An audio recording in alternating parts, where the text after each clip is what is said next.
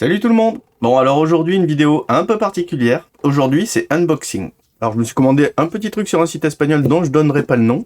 Il y a des peintures, des matières, de la texture un peu. Bref, il y a 2-3 éléments que je vais vous montrer. Certains me serviront pour un prochain diorama qui arrive assez bientôt sur la chaîne.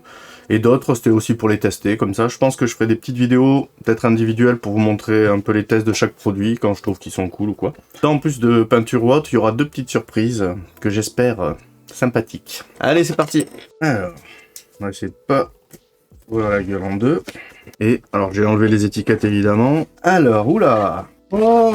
Alors ça, c'est sympa, déjà. Un petit cadeau. Ça, je sais direct à qui je vais les donner. Oui, ça, je me suis pris des petits pinceaux. Bon, je vous les montrerai un peu plus en détail tout à l'heure, mais voilà, je me suis pris quelques pinceaux. Et c'est là qu'on va attaquer les joyeusetés.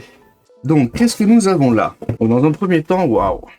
Yes. Texture asphalte, texture béton. Ça, c'est pour le diorama dont je vous parlais. Ce qu'ils appellent donc c'est une sorte de pâte. En gros, ça, on va dire que ça ressemble à peu près à un enduit, mais qui va pouvoir avoir des micro-bulles pour avoir un rendu béton. Là, c'est le même concept entre la peinture et l'enduit. En fait, c'est une peinture hyper épaisse, avec beaucoup de texture dedans, des petits grains, de la granulation plus ou moins grosse. Et celle-là est censée avoir un rendu asphalte. Là, je testerai deux styles d'asphalte et 2 styles de béton d'ailleurs aussi. Texture de corrosion. Les quantités sont pas les mêmes, mais on est pareil sur une sorte d'enduit...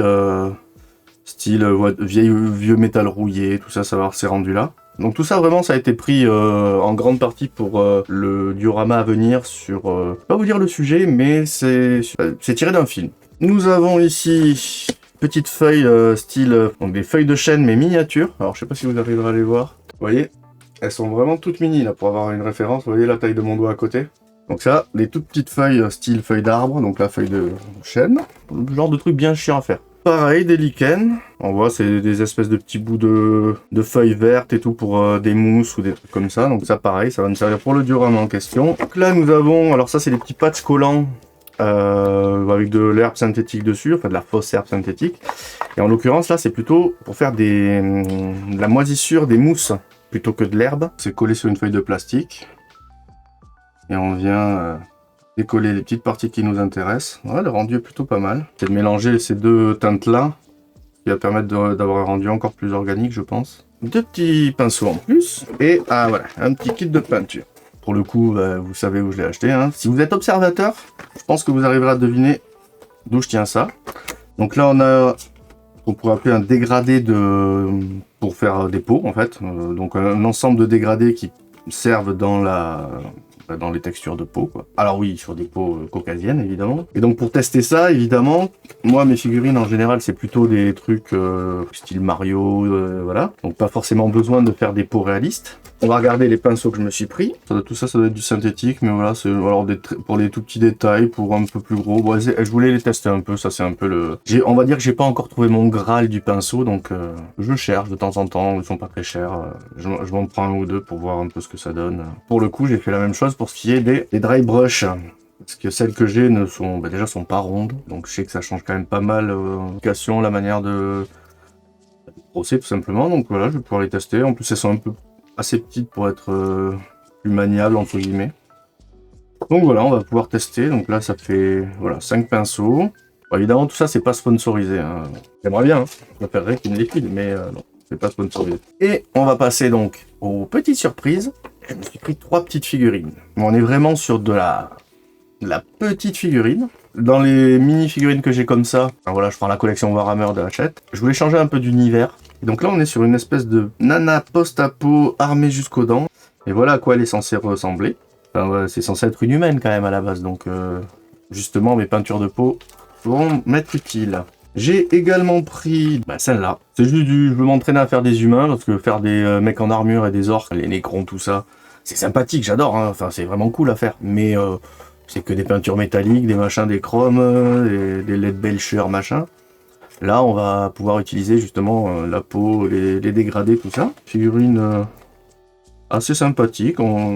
Oui, ça fait globalement la taille d'un trooper dans Warhammer. Alors, je dis trooper, c'est pas trooper. Vous m'avez compris. Sympathique, vraiment pas, pour le coup, pas très cher du tout, donc vraiment cool. Et donc, la dernière petite surprise que je me suis pris, alors ça, j'ai vraiment envie de regarder. Alors pour le coup, ça, on est sur un orc. On est sur un format un peu plus grand quand même. On serait sur une grosse figurine Warhammer là. Vous voulez voir la qualité d'impression, justement en comparaison à du Game Workshop. C'est de la résine, c'est pas du plastique. J'ai des résidus qu'il va falloir que je gratte. Des supports ou des trucs comme ça. Ouais, l'impression est pas parfaite là quand même pour le coup. Je rattrape ça avec de la green stuff ou un truc comme ça. Ouais, donc là, bon, c'est pas parfait. Les bords d'attaque sont pas nickel. Il y a un peu d'ajustement à faire. Oula! Ah ouais, non, là, j'ai plus que des ajustements à faire. Là, j'ai tout le support qui a foiré, là.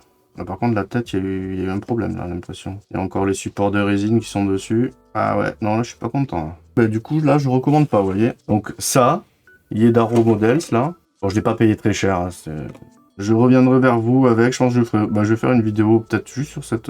Celui-là, il va tellement m'emmerder que je pense que je vais détailler ce qui va pas dessus. Voilà, comme ça, vous le saurez. Après, c'est con parce que le modèle final, vous voyez, il ressemble à ça. Alors, je sais pas si on le voit bien, là.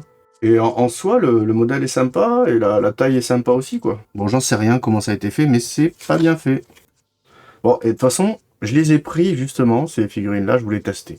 Bon, bah écoutez, voilà, petit unboxing rapide. Il me tarde de pouvoir essayer tout ça.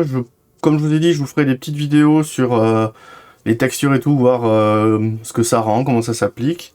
Vous le verrez aussi concrètement dans un des prochaines sculptures que je fais, quand vous pouvez apercevoir un peu là, voilà. Mais c'est tout caché, vous n'en saurez pas plus pour l'instant. Là, les produits, vous avez à peu près deviné chez qui je les ai achetés sans que je vous dise la marque, parce que c'est pas une collaboration. Je vous dirai tout ça si j'en suis content ou si j'en suis pas content. Sur ce, je vous laisse et à très vite sur Ben's Craft. Craftez bien.